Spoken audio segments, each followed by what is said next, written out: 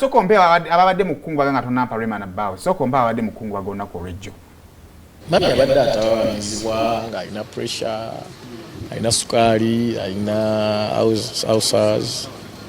Bwatyo nga omanyi omuntu ng'akuze ne mutawaanya leero mulamu ekyabimufumbuwamu bwatyo we mu mbeera eyo bwetyo so bwatyo bw'abadde ng'olumu afunamu attack nga omanyi sukali amanyi okulinnya nga totegedde lumu aba pressure n'erinnya nga totegedde so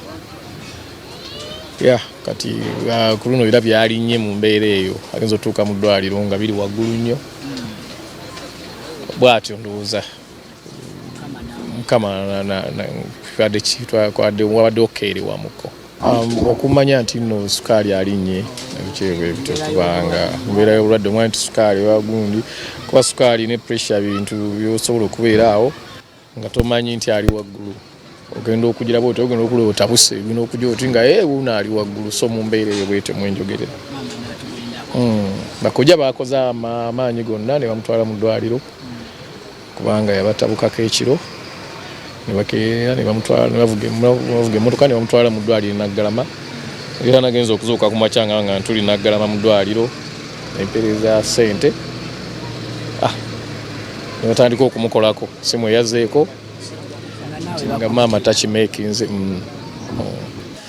maama yazaalibwa nga ennaku z'omwezi 2 ogw'omusanvu 1953 afudde alina emyaka 69.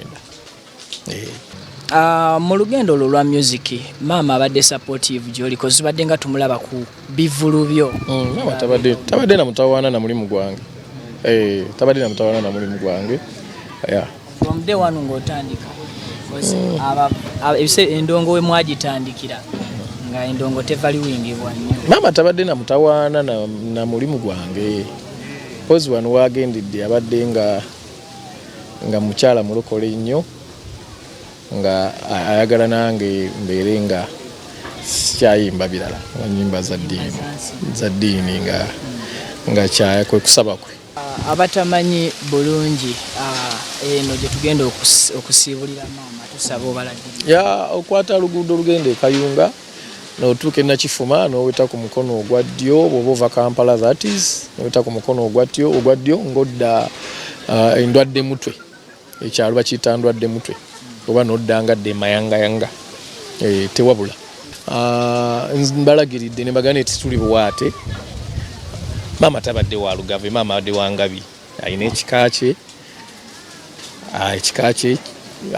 kiri eno ndwadde mutwe obukojja era bw'otuuka endwadde mutwe ng'obuuza muba mulyazzaawo awo wa maama wasibuka era we tugenda okuziika ku kijja kya mulyazzaawo.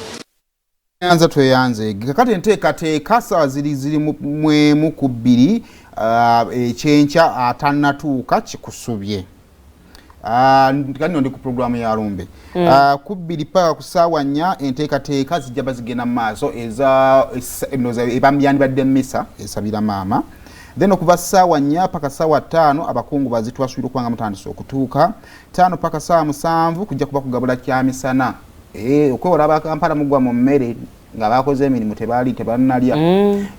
Ku ssaawa 7 paka ssaawa 9 tujja beera mu kusaba.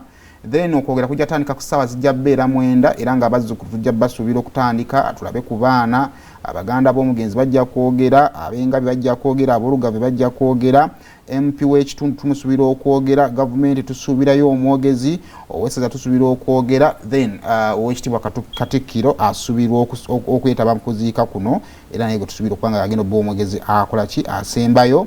Ku ssaawa 10 maama ajja kuba nga ate atwalibwa mu nnyumba ye ey'olubeerera. Kale tuwongera okuba ntusaasira family yonna papa Mesach tusaba Katonda akwongera okuba nga ataakugumya. Kaakati still mu kiro ekikesezo nnako olwali abakungubazi bangi ababaddeyo eyo